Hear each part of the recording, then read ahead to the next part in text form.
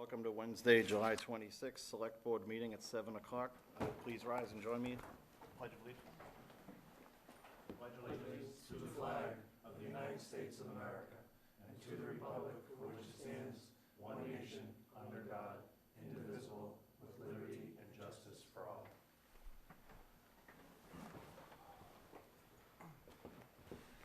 Thank you, everybody.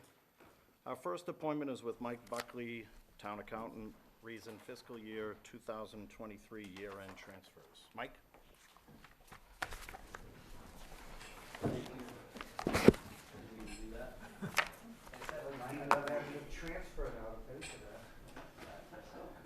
Thank you, Mr. Chairman. I'm here, as I am in front of you at the end of every year, asking you to approve transfers between budgets for fiscal 23, which ended on June 30th. So this year we have a total of $243,873. I'm asking that they all be transferred from a surplus in our health insurance budget. And they are, I'll read the 7 off to you. They are Select Board, wages and salaries, that's buyback for a long-time employee. Town Council, that was Town Council Department, to pay the special counsel services required because of the issues we have with the annual election and the fire and all that, in the Secretary of State. And related to that, I'm asking for $5,200 to the town clerk for temporary help for the extra polling dates and hours and the extra work that went into that. I'm asking for $80,077 to cover a shortfall in what it costs to maintain this building that we're in now for the fiscal year. Police Department, I'm asking for $25,753 due to an overage in vehicle maintenance. The chief was able to effectively manage a lot of issues that came up during the year, but this is one thing that we couldn't avoid. And then workers' comp, we are self-insured for workers' comp and injured on duty. We had an overage of $5,285 in that. And town insurance, which is insurance for all town buildings, school buildings, liability, et cetera, we had an overage of $37,087. Thank you, Mike. Any questions? Anybody? Board members? Jason? Sorry, I just missed what you said for the transfer amount for the select board. What was that for? Oh, that was for the contractual payment to a long-time employee. Oh, okay. Any other questions? Jerry? Question, good detail, number one. Thank you. Just a question on the workers' comp, we're self-insured as the town. Yes. Is that a conscious decision we made at one point, a number of years ago, and that's just how we roll? So we don't have a policy, is that basically what that means? Right, and that's precedes my tenure. Right. Something maybe we can look at in the future, whether we obtain insurance to set up a sinking stabilization fund. Those are things we can think of going forward. I'm just curious if anyone's looked at, like, is that worked out well for us? Or has that been, I don't know what insurance costs, to be honest, but In my experience, it's worked out very well for us. However, it's not every year that it's going to work out. Right. So long-term, it seems to have worked out, in your opinion. yes, but there are things you can do to not mitigate your risk, but to provide for your risk. And that's one of the things we could do is set aside money or. Sure. But as a general rule of $8 million budget, it was a wise decision when it was made 10, 30, 40, 50 years ago, whenever it was, to take that route. And we've saved a lot of money doing it. A catastrophic injury or incident could change that, but Sure. Overall, it seems to work out well. We have an outside company that does the claims administration, the paperwork, setting up the appointments and whatnot. Right now, I don't think we have any pending claims before the Industrial Accident Board. We have people who may be on comp because it's designed to provide a benefit to employees who may be injured at work. So from time to time, we have that. Several years ago, there was an employee from a public safety department that had a catastrophic injury, and although that wasn't covered by workers' comp, police and fire are not under workers' comp. They're under what they call 111F, which is comparable to workers' comp, although it pays 100% of your pay, whereas workers' comp pays, a percentage, 60 or 66% of your compensation while you're out. There've been some bumps, over the years with some workers' comp cases, but overall, as Mike explains, we're doing well. The alternative would be to get an insurance policy or to join Maya, which is the insurance division through the Mass Municipal Association, all of which require, a substantial layout of money for the premium. But it's certainly something that the town can look at. Thank you, Jim. You all set? Anybody else? All right, would anyone like to make a motion to approve? I move to approve these transfers. Motion made by Irwin. Anyone second it? Second. Brian will second it. All those in favor? Aye. Aye, unanimous. Thank you, Mike. Thank you, everyone. Thank you. Do we have to wait the 3 minutes, Jim, for the 7:10? If it's an advertised hearing, you would be best to do so. So I'll go to a few. Question, I thought at our last meeting, we made a specific agreement to approve the Public comment? public comment Yes. policy we put together as almost like the very first thing we were going to do. I think yeah. Well, we approved it, but it, We have a minute, we have 3 minutes. I thought the board had approved it last week, but That's what I someone thought, did too. say Well, we that they would approved read it it and we again, would- or at least have, re-vote it again at the meeting, but it's already been voted, but want to use the flexibility of the time. Jerry, if you'd like to ratify. I would like to make a motion to, I've seen the minutes, they reflect exactly what we talked about. Jim, made all the edits with some input from Jason. So I would make a motion to approve those, that policy. Okay. Motion made by Jerry, Second. second by Irwin. All those in favor? Aye. Aye. Thank you, Jerry. All right, so we still have 2 minutes. I'll go to the easy approvals.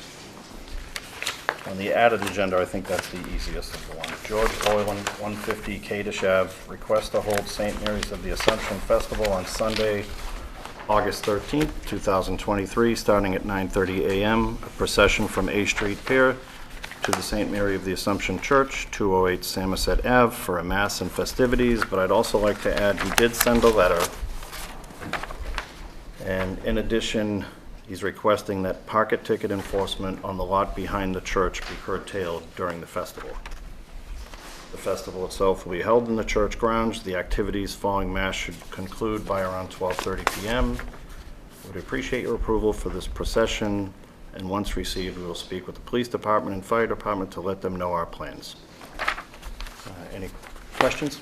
Chief, do you have anything to add to that? It happens every year, and we're happy to help. We normally do curtail the ticketing around all the houses of worship when they are in session, but obviously for this, we'll extend it for the, we also help escort the festival, I don't know what you call it, procession from the pier back to the church. It's a very nice event, and we're happy to help as much as we can. Thank you. With that said, motion to approve? Motion made by Jerry. Second. Second by Jason. All in favor? Aye. Unanimous. Still. We're 7:10. All right, 7:10, joint meeting with the Board of Assessors. Reason to discuss and meet with the following individuals regarding appointment to fill a vacant seat. The term to expire May 20th, 2024. But before we do that, Pam, would you like to open your meeting? I just want to express my sincere joy in having Donna send a letter and say, yes, I'd love to be on the board. She has been in the office for 32 years. She always was my go-to whenever I had a question. And I have a twin sister who's in real estate, and she's always talked highly of you. And the whole board is also in favor of this. We're excited about her experience, her her professional demeanor in the office. Now she's been retired. She wants to come back and serve on the board. I couldn't think of a better person. Well So said. Thank you. that's what I just want to say. And I'm so happy. But So if you guys have any questions, technicalities, you have to open up your meeting. we already did. Oh, okay, all Yeah, right. we already did it. Yep. Before you guys started, we opened ours. At 7. Okay, Yeah. all right, then it's done. Yeah. And then we'll close it after this. Do we have to do it publicly, Jim? Well, this is considered a joint meeting, Okay. and the only candidate that applied is Donna. Board can ask her questions, assessors can ask her questions, and then at some point if you want to make the appointment tonight, you would then proceed to put whatever name you want forward, which the only name in the hopper is Donna, and be a joint vote of the board. Well, with that said, Donna, could you tell us a little about yourself?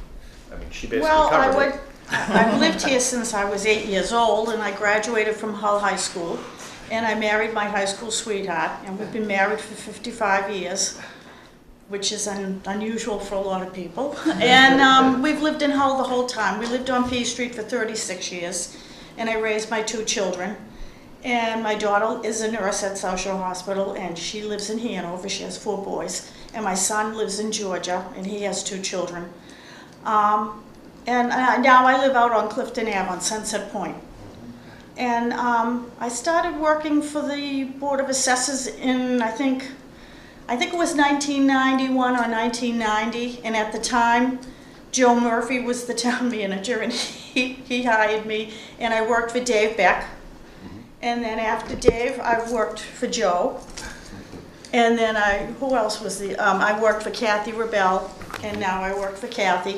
And I've always worked very well with all of them. I never had a problem. And I have a lot of knowledge of the real estate market in Hull. I know a lot of the houses. I know who lived in the houses and the people that lived in the houses before that person. Yeah, and I know quite a bit about the laws. I help with the elderly exemptions. I do the elderly exemptions. I work with the elderly. I do the veterans exemptions. I do the motor vehicle excise. I do the boat exemptions. I do all the warrants. So I have a vast knowledge of the workings of the assessor's office. And I've always worked with the board. And they've always been lovely. Well, thank you. What a great job you've done all these years. With that said, does anyone have any questions? I'll just concur with what Pam said. I was a member of the Board of Assessors, and Donna's a rock star. You know, can't think of a better word. You know, so the experience that she has, that can bring to the board, unparalleled. So, yeah. Thank you, Brian. Anyone else? Jim? I'll just throw my comments in that over the years, whenever we've had a legal issue pertaining to the Board of Assessors or the department, Donna has been like the go-to person. I mean, you know, Carol McWilliams and Donna worked great for many years. That both of them were very responsive to anything that we needed. Mackenzie, the new person that replaced Carol, and now there's another person, I haven't met her yet, that replaced Donna. They've just been vast wealth of knowledge and professionalism that I've observed over the years, and I always knew that when we had a legal issue for something that we needed to have done, research in the assessor's records, Donna and Mackenzie and the other woman who's there now have just been terrific, as Carol McWilliams was too, and Kathy, of course, and the board. I don't want to leave out anybody, but it's a very specialized area, and we're lucky to have someone like Donna who's willing to come back and be on the other side of the counter now, so to speak. Thank you, Jim. Well, with that said, Just briefly, I think this is exactly how it's supposed to work, you know? This is an unpaid position, I take it? There's some kind of, I think Small it's stipend. a stipend.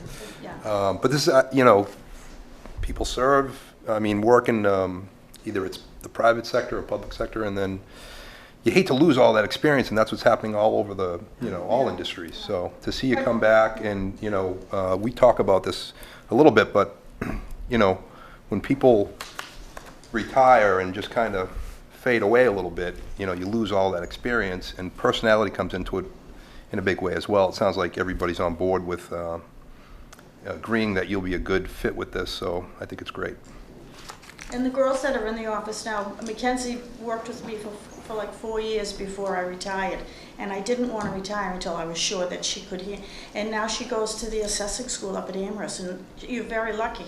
She's very bright, and she's terrific with people. And the new girl that just took my place, Lauren, she's lovely. And she's very eager to learn, learn the job. So I think we have a very nice office. Don't you think so, Kathy? I do. Yeah. For sure. Yeah. You're good, Jerry? All right, with that said, do we have a motion to approve? So moved. Second, anyone? It can be one of you guys. Second by Irwin. Motion made by Jerry, second by Irwin. All those in favor? Aye. Roll call vote. Okay. So we're going to make a motion as well within the assessors? Well, it's a joint meeting of both boards, so you can go on and vote with the motion that's been made. Just everyone needs to vote either abstain, in favor, or against, basically. Would you like us to go around the room and do this? Roll call? Yeah. Would you like to lead the way? McCann, aye. Nessoff, aye. Gray, aye. McCarthy, aye. Taverna, aye. Kaufman, aye? Morris, aye. DeVito, aye. And that's it. It's unanimous. Okay. Good. Thank you. Thank you for your willingness to serve. Looking forward to it. Greatly appreciated. Yes. So that would be it. So Right? we're all set. Close your meeting now. Thank you. Thank you. Thanks again. Bye. Let's move it outside. See you later. Thank you. Thank you. Joe. Have a good night. All right, on to approvals. We have a special town meeting, 2023, request select board to schedule town meeting warrant opening and closing. Jim, can you take the lead on this? Sure. You should have a memo that has been sent around. There was a citizen's petition for a special town meeting. The signatures have been certified. They had the requisite number of signatures, 200 signatures to call for the special town meeting. And they also had an article as part of the request, and that requires 100 signatures. They've met those requirements. So under the state law, the board has to call a special town meeting within 45 days of when the town received the petition. And laid out a schedule, a meeting with the town clerk, the acting town manager, Chief Dunn, and myself. We've laid out a schedule of what we think is workable. It's very tight, but unfortunately we don't have much choice because we're subject in part to state law that says you have to have the town meeting within 45 days of receiving the petition. And under town bylaws, there's certain time periods that must be observed. The selectmen need to open the warrant and set a date for closing it, and that has to be advertised in the local paper. And then once the petitions are in, the board has to sign it. That requires a fair amount of work on Laurie and her staff and the rest of us to put the warrant together. And then after the board signs it, it has to be posted. The advisory board will start, I imagine, as soon as now, scheduling their hearings on any articles. The deadline for submitting the articles, the closing of the warrant, and the posting is only a couple of days lag time between that, just the way it works out with people's schedules and whatnot, because the advisory board has to send a facsimile of the warrant within 7 days before the meeting to all the households that have registered voters. And if they don't have a recommendation to put into the facsimile, they will make that at the meeting, depending on how many articles are submitted. And frankly, given that it's in August, the summer, we usually do not have a special town meeting in August. The last time the town had one was a few years ago when there was a citizen's petition regarding allowing dogs on the beach. And I don't recall if there were other articles that were on the warrant for that, but, you know, everyone can understand it's a difficult time, people's schedules during the summer to come to a town meeting, but there will be a town meeting if the board votes it on August 31st, and the schedule of the posting of the warrant, of opening the warrant will be in the local newspaper tomorrow and Friday, and that sort of starts the clock ticking as to what needs to be done. And if there's a lot of articles, it'll be, you know, challenging, but we'll make the deadlines, obviously. Can you touch on what the request is? Or is that something we talk about later? Yes, the citizens' request, and I believe a copy was sent previously to the board.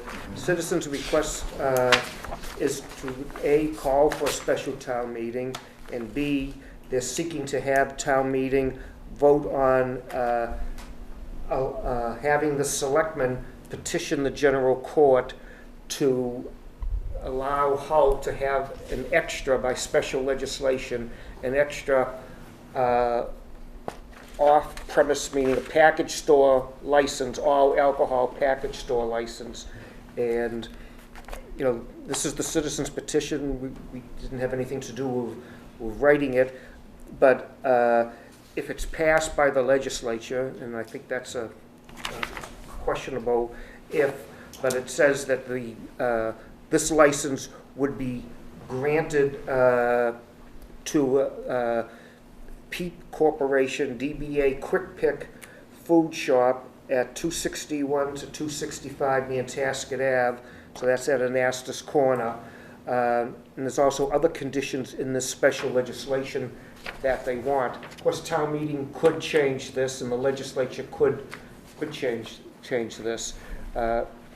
Point out that the town did petition the legislature for authority, special legislation for authority to grant on-premise all alcohol licenses, and that's still up at the State House.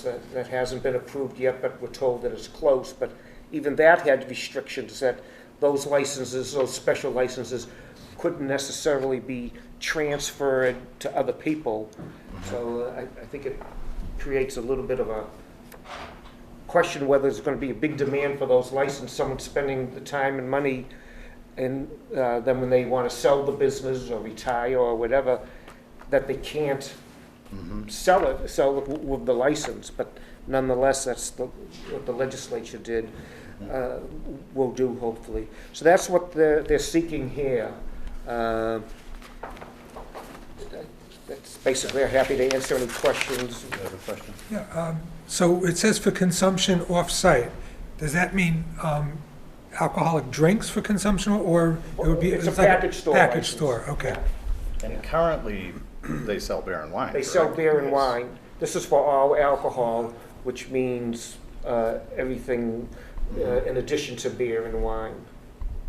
And those 5 that we have in the N-Bod area don't cover his request? Well, Because legislature number 1 hasn't acted on those, and those were for restaurant licenses, Yeah. on-premise license, like a restaurant license. This is for a package store license, which is a distinct classification of liquor licenses. Okay, thank you. Jerry? Just curious, so being a little bit new to this, can you give us a quick summary of where we have, like, what are the town, where do we stand as a town in terms of total number of liquor licenses for categories, like restaurants, I assume is one, liquor stores is another? There's a difference between seasonal and annual as well. Maybe seasonals. We'll have a summary given to the board at its next meeting. I don't remember the exact fine. numbers on each, but I believe that we're at our capacity for licenses, although I believe another license may be coming back to the board. There was an establishment that Irwin and Greg may remember this because it was while they were on the board, prior board, that closed, and the town sent them a notice that they had 6 months to sell or transfer that license. Otherwise, the board would schedule a hearing as to whether or not the license should be forfeited for non-use. And periodically, I would get a letter from them saying that they're trying to sell it. I think, we're right around, if we have not already passed that 6-month time. So for your next meeting, I was going to send a memo indicating that, that what the status of that is. And typically the board would, if they don't turn in the license, surrender it, the board would have to hold a hearing in order to take the license back, cancel, or have them forfeit the license for non-use. And then it would be in the draw, an all alcoholic license. As you may recall, there has been some interest expressed by at least one entity in town that currently has a seasonal license. They would wanted to apply for an all alcoholic license. Jason? Can I ask, not that you would have done this already, or if you're even planning to do at any time, but have you looked to see whether this is an actionable petition? I mean, sometimes we've seen how citizen petitions come in and we find out as it gets closer, right, that it's not, there's a flaw in the request that makes it not appropriate, not actionable. Is that something you've seen with this? We do a preliminary, review. The first thing is that the town clerk and the Board of Registrars certify the number of signatures to be sure that it's a valid petition. That's the first hurdle or test.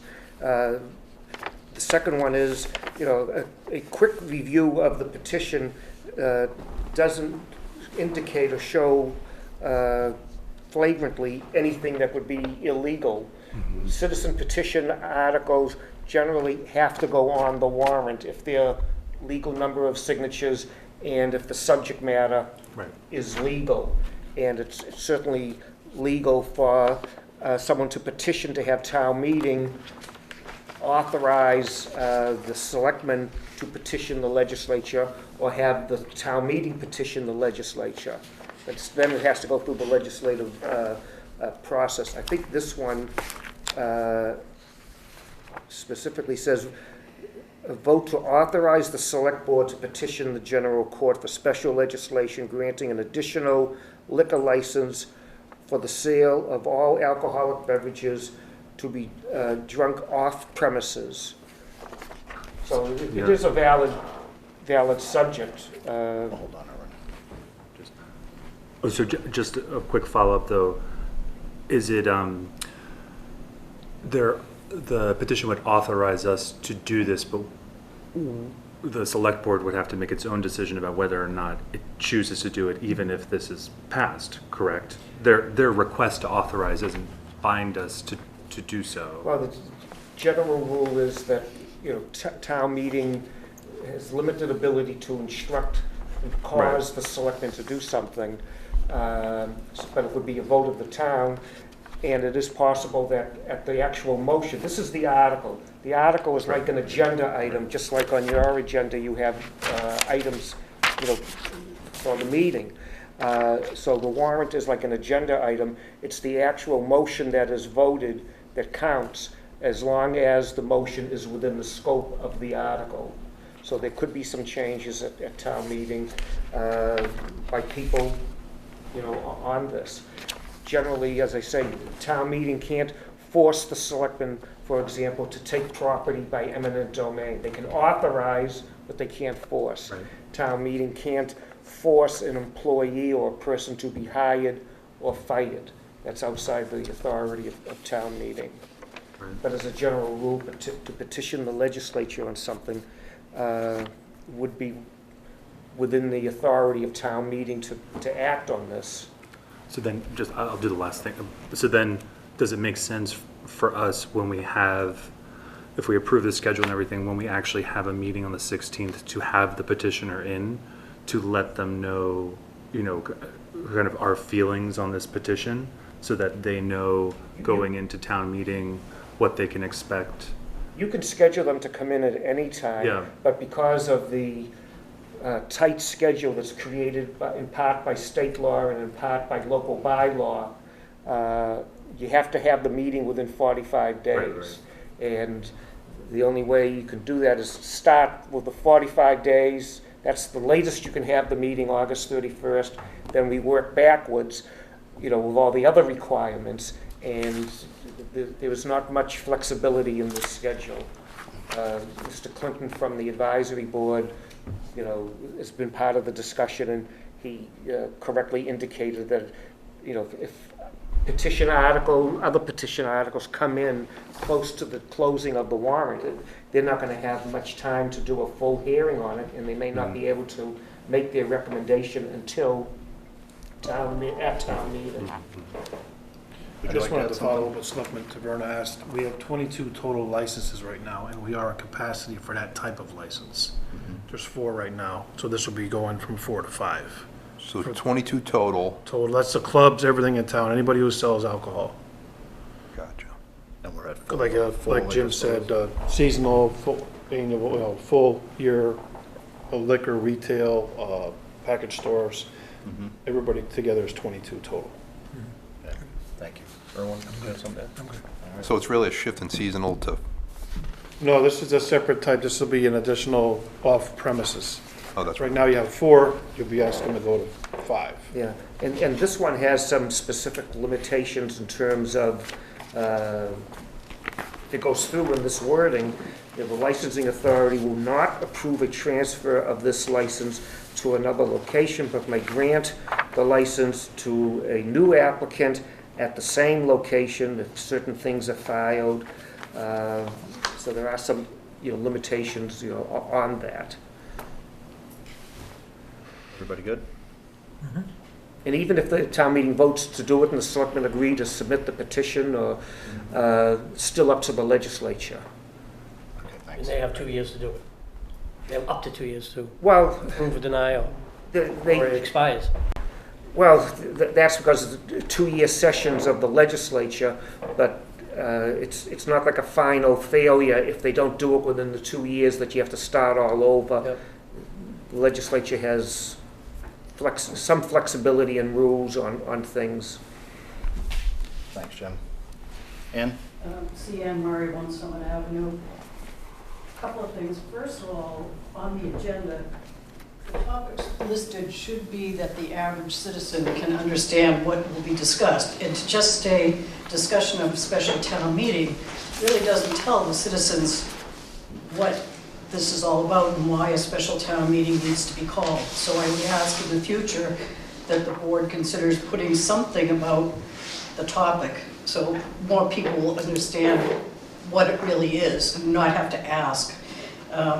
Number 2, I understand the petitioner's right to petition. I understand the reason why we allow citizen petition, but personally, I think they're overused and overabused. And I think that's in part because people don't really understand them. And I really would urge the board to put some sort of informational notice out so more people would understand that if there is not already a scheduled town meeting, as there typically is in May, that this forces the board to have to call a special town meeting within the 45 days. And, people think, oh, it's no big deal. There's a cost to call a special town meeting. I've heard it's around $8,000 because you've got to pay the registrars, the tellers, you've got to pay for the setup of the room and the takedown of the room. You've got to pay to advertise the meeting. You've got to pay to mail all the warrants out. And people don't get that that's a pretty substantial cost. That $8,000 could fix how many roads? So I'm just saying, I really wish there would be outreach to the public to educate them on what this, we'll just petition, randomly. And it concerns me this year because there are a number of other hot button topics that are in discussion at various boards that likely may be other special town meeting topics that in this time frame is likely not to happen. And here we go again. We're going to have another one for them. So I'm concerned that, this benefits one business owner, and also if you petition the state and they come back and they approve the petition, there's no guarantee, at least there shouldn't be, that that guy's gonna get the license. It's up for grabs for whoever may apply for it. So I find these, I just am concerned about the whole citizen petition being overused and abused. And I really think it's time the public be educated. Thank you. Jim, if you could touch on that, I mean, at any given time, someone could pull a citizen's petition and we can't stop it. It's provided for by state law. It's part of the open government process that fortunately, we have here, that citizens can petition. I appreciate what Ann is saying, that more information.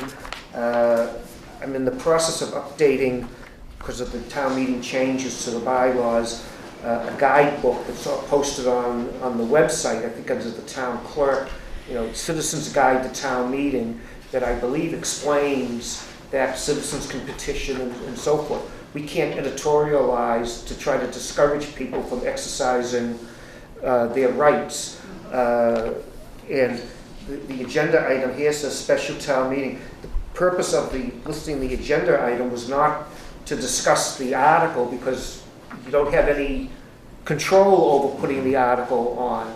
It was just to, as it says, to schedule the meeting and a warrant opening and closing. That's what the purpose was. It was precipitated by the fact that a group did file a citizen's petition, which required 200 residents of the town, voters of the town, to sign the petition just to call the meeting, and 100 voters could be the same as the 200 to request this specific article.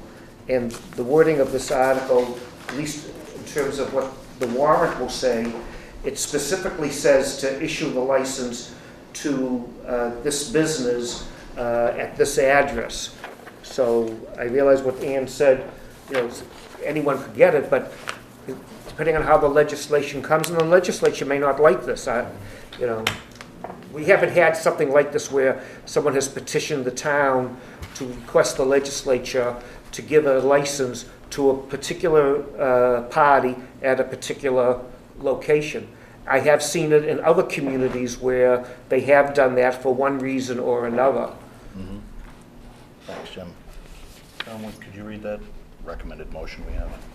If we're ready, is there any other discussion? Jerry? Yeah, so can you, hang on a second. Can you expand on, actually, I'm going to withdraw. Okay. Give me some thought. Okay. All good? All right. Move to set Thursday, August 31st, 2023 at 7 p.m. at Hull High School, 180 Main Street, for the date, time, and place of a special town meeting, and set the closing of the warrant for citizen petition articles to be Monday, August 14th, 2023 at 3 p.m. Motion made by Erwin. Second. Second by Jason. All those in favor? Aye. Aye. It's unanimous. Thank you, Jim. Next up on approvals, a request from Bayside Marketing Systems, Inc., doing business as Nantasket Lobster Pound / Jake Seafood, 50 George Washington Boulevard, James O'Brien, manager. Request for a one-day amendment to common vic and alcohol license to open Tuesday, August 1st, 2023. Hours of operation from 12 p.m. until 11 p.m. Questions? What are their current hours? Do we know? Well, they have Tuesdays off. Oh, okay, they're This closed is for a Tuesdays. special. It's a special private event, Yeah, and it's they're a- normally closed that day. So it's just that one day? Yeah, and they normally have that event in the person's home in another town. They requested to have it there, so. Okay. Any questions? Motion to approve? Anybody? I'll make a motion to approve. Motion by Jason, Second. second by Erwin. All those in favor? Aye. Aye. It's unanimous. All right. I guess there's really, discussion is, that would be for executive session, which you have on here, correct? Yes. So are there any town manager updates this week? Things are still moving forward. This past weekend was very busy for the town. I'm sure you're all aware of it. I was out in it, I came back through town around 2. There was a lot of traffic. The good thing is it was really the first time this summer that we had that amount of traffic in town. I think I spoke to Greg a little about it. It was the perfect storm on top of the construction going on in the Topics area, which is going to be finished, we hope, sometime early next week. There was also a disabled motor vehicle in the southbound lane right around 12:30, which there's only so many lanes you can get out of town on the peninsula, as we all know. We all live in town. It also exacerbated the traffic that was already going on. We limit, as you know, you all limit the number of cars in the HRA. Driving into town, I did make note that Lot G, which is the big lot where the rink is, it holds over 200 cars. It goes empty no matter how busy the other lots are in town. I don't know if we can speak to the DCR or try to funnel traffic into there first. A lot of people driving into the HRA, the ticket to pay for the DCR lots is $15. The HRA can name their own price. A lot of people see that and they try to go back around and hopefully find another spot in the DCR area. But I don't know if the state somehow or the DCR, I can speak to Mr. Conway who runs the area, maybe putting up a large sign or signage saying kind of like park here first to try to fill that lot, because there is a nice art walkway now that provides pretty quick access from that area, into our restaurant and leisure area right by the Paragon and several restaurants, and then right across the street is a nice part of the beach. We had full staff out. There's only so much we can do. I could have had 100 officers out there. Traffic fills the town. There's only so many roads. We can only take so much traffic at once. We all know how bad the Cape can get. There's other places around the country, the Keys. Anywhere where you're a peninsula or a one-way in, one-way out type of town, you're going to have, and you're a destination spot. People come to Hull because they want to enjoy the town. You're going to attract a lot of people on that type of day. It was an extremely hot day. It was a hot day today. We were busy, not as busy.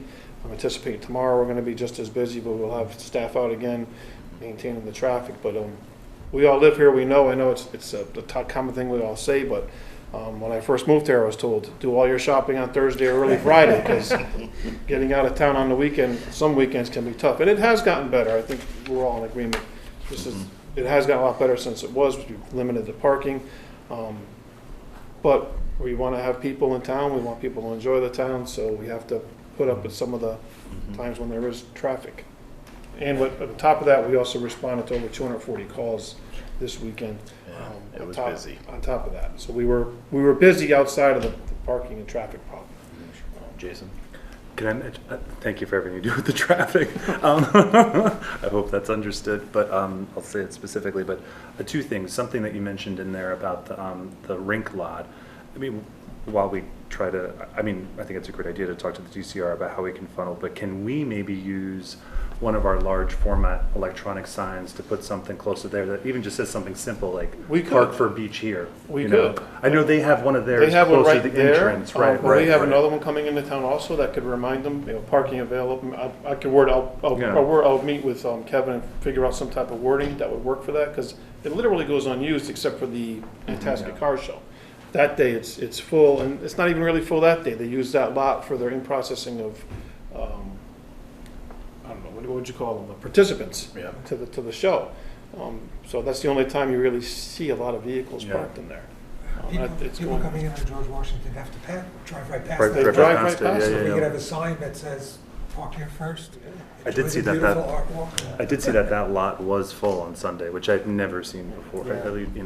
But then the other quick thing was, does it, and maybe this doesn't make a lot of sense, but I know a lot of people respond to the Hull Emergency Management Facebook page, and that has, the messaging on there has gone a little bit broader than kind of real-time emergency things, and I wonder, on days where we know it's going to be particularly busy, if it's something where you or Chief Russo or both can put something on there that just says, this is the plan today, we know it's going to be a busy day, there's going to be, even if it's just the same message every day, it's a busy day, then people know what you're doing, That's right? an excellent idea. I'll talk to them about that.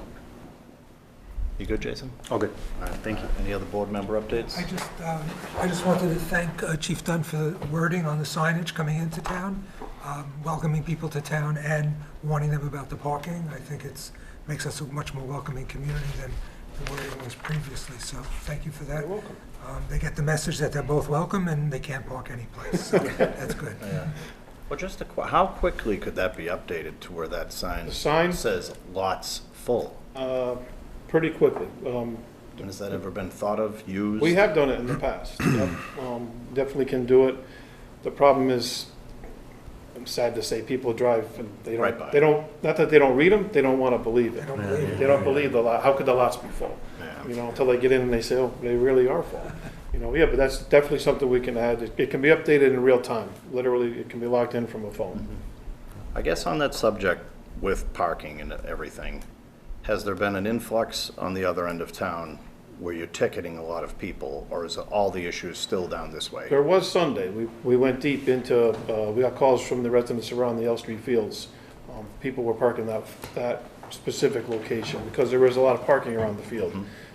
But again, that's restricted parking, so you have to have a permit to park there.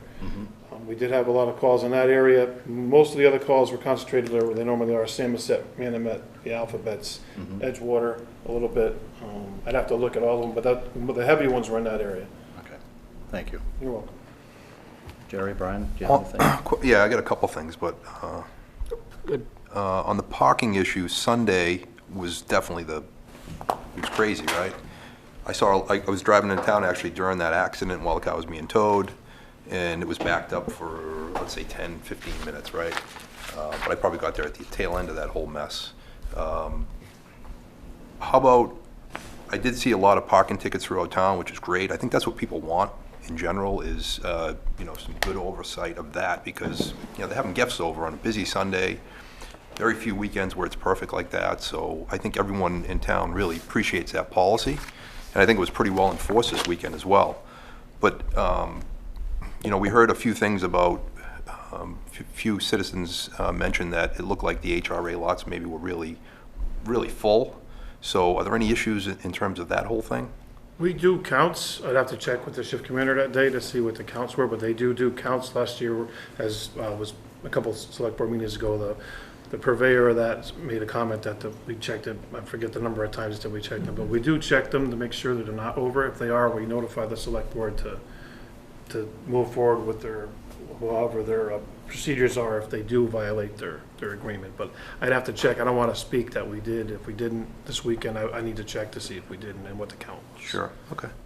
But again, this is a tough situation. That's one of the things I was thinking about today was, you know, I hear a lot of input from different people. On one side, you have, you know, at one point we had 1,000 cars parked there, and it's a nice thing on a hot day like that. I think in general, what you find is it's really weather dependent, right? On mediocre days, there's very little activity in that lot. It's empty. Yeah.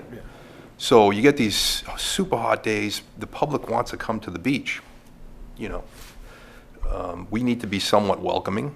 And I'm not saying to increase the lot back to 1,000. I mean, that was my initial, to be honest, gut reaction because, you know, we're well past, like Brian brought up, meeting in person and all that. Just, you know, we should be well past all this stuff. And but I've listened to points on the quality of life issue as well. And I can understand that completely. And I think if this went to a vote, it'd be a very divisive issue for people, right? Because on the one hand, people in Hull deserve to have good quality of life, and that traffic situation really creates some big problems for people. So I really appreciate that. On the other hand, talking to somebody today, you get a day like Sunday, and the traffic just doesn't stop. You know, so what do? Do we put a sign at the Rotary saying all the lots are full in Hull and please don't come to our town? It's a tough one. You know? can put the lots are full. You can't put the second part. Yeah. Well, I mean, just think about it was when we were kids, when it was Paragon Park and a beach. That's it what was far worse. Right. Like the quality of life, we have gotten that under control a little bit. Hot days and high tide, you know, storms. That's, right, but that's where it becomes that traffic. I think you're helping make my point, I guess, is that, you know, 30 years ago we had Paragon Park here, maybe it was 40 years ago. The beach, we had a nightclub that ran some huge concerts with big performers, and, you know, people survived. And people got through town with traffic and, you know, and got by okay. And now all that stuff's gone and we have the beach. And so I just think we need to think about that a little bit. And, you know, I don't know what the right decision is, but we definitely have to give it some thought and some discussion. One other thing I want to bring up before we move on, unless it, Yeah, just Is it on pertaining that? to what you're saying is part of the logjam, I would venture to say, is from people driving around trying to look for, they've gone by the lots, It they're all is. full, or they're $40, so now they're gonna, they're gonna backtrack, go somewhere else, which continues to create the logjam. So I think, is that what you that adds to the amount of traffic on the street, and it, so again, it's a very tough issue. It does, but also like activity also does. We had, before the summer started, we had a rollover just past the Nantasket Beach Resort.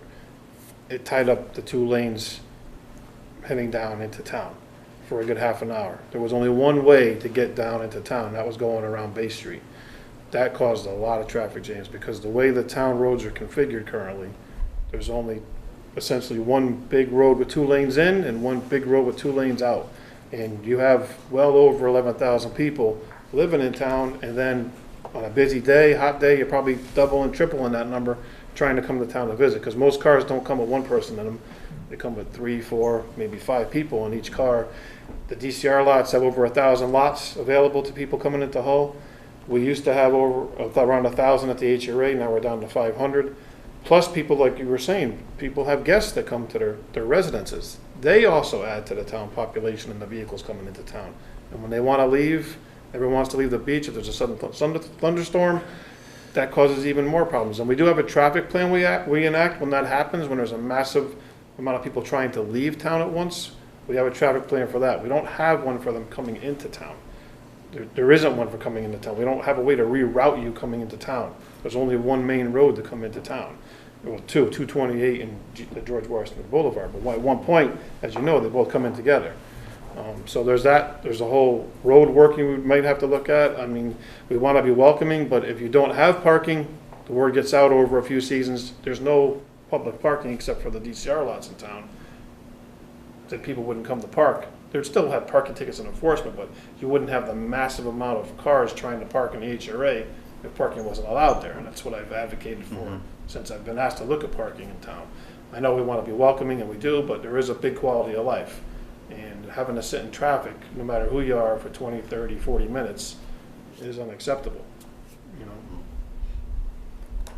Are you good? on that one, yeah, so just, only other topic I guess I want to bring up is to circle back on the issue of one-way, potentially making Beach Ave at A Street one-way. And I was contacted again by a citizen in the area. I forwarded those photos off to the chair, and he's aware of the situation, and it's photos from last Sunday with cars parked, multiple cars parked along Beach Ave. And again, it's not a knock on the police. I mean, from what I hear, whoever was responding to those cars was doing a fantastic job, because that's all we saw throughout town. But so Greg's seen those, and I think at the last meeting we discussed potentially the town council looking into, again, authority. Who has the authority here? I believe it's the board as the traffic managers. Commissioners. But have you had a chance to do that? I assume you've been... Yeah, we've been busy on other things, but we have looked at that. In the bylaw book, there's a set of regulations that are traffic regulations that were adopted by the board that deal with parking, driving, things of that nature. The chief and I have been discussing it. I think as the chief mentioned before, I don't know if Phil was still, no, Phil wasn't here then, but I know he sent a message to some people that the chief and the fire chief have a proposal or a presentation to make about the traffic on Beach Ave. I don't know if they're ready to do that. The chief may be better to speak about that. I think it was also mentioned that when they did Cadiz Avenue, they had several abutters sign a petition requesting that the town look at that. Actual residents of that area, which, as I know you're getting emails from a few residents, that has not happened yet, where the abutters get together as essentially a group from that neighborhood and say, officially, we want a one-way street to be looked at by the traffic commissioners. That occurred first with Cadiz Avenue, and Mr. Boylan was one of the point people on that who contacted the Board of Selectmen and myself, and we moved forward looking at it. and then presenting it to you. I don't believe that's happened yet. I haven't been talked to by anyone about butters providing any type of paperwork to the town. Have you? No, I haven't heard. But when we about do that. it, it needs to be a public hearing, because since our last meeting, I've gotten multiple calls about the opposite.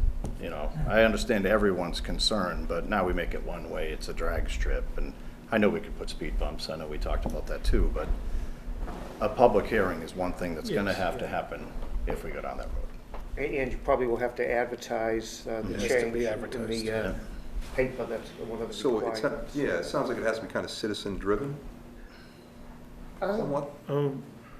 It always helps. It helps because, you know, then you get the opposite, you know, where you'll get, you know, inundated with emails, why did you make that change to whatever you changed, if you don't involve the neighborhood. Yeah, typically it's driven from the citizens, and again, there are a few people sending us stuff. I haven't heard a downside to making that road one-way as of yet. The drag strip one is probably the first one I've heard. I guess it's a valid argument, sure. I kind of see that road being one-way with maybe a bike lane off to the side along the beach. Be kind of nice. I think everybody likes bike lanes. In terms of the drag strip situation, we could do seasonal composite speed bumps. You see those at times. And again, we're just talking about 2-3 months here. That would have to be in that. Is that ongoing something status. you think you'd want to bring forward in September? Whenever, yeah, whenever you would like to hear it. I think what time allows, September, hopefully, maybe early October, Yep. so we can address it and have the public come up here and hear what they have to say too. Okay. All right, You may want thank to consider having any public hearings before the end of the summer, because there are summer people that live in that area too. No matter what you do, there's going to be complaints. Yep. Gotcha. One final point, I know I'm being a pain here, but the other issue I brought up last week was the telephone pole issue on XYZ Street down to L Street, right? And I'm just curious, from an emergency response standpoint, if the police chief and/or the fire chief, and I can reach out to him, you know, myself personally, but I'm just curious as to their input on, you know, I see it as, again, a busy Sunday. Looking at Google Maps images of that area, you have these blocked off roads with telephone poles, and I assume you have multiple guests, you know, half a dozen cars out in front, and that's just one of my concerns as well. Number one, I think the road should be opened up, again, based on what happened during the last election. But number two, I kind of see it as somewhat of a potential emergency response issue in, you know, a situation like last Sunday. I can't speak for the fire department. For us, it's not as much of an issue as they are with their fire apparatus. Right. Fire chief is also ready to speak about that. Some of his apparatus would have great difficulty getting in to be able to fight the fires that are in that area. And a lot of those homes are within close proximity to each other. Right. A lot of people asked myself, why were there so many, you know, different towns bringing in fire engines? Well, that's to protect.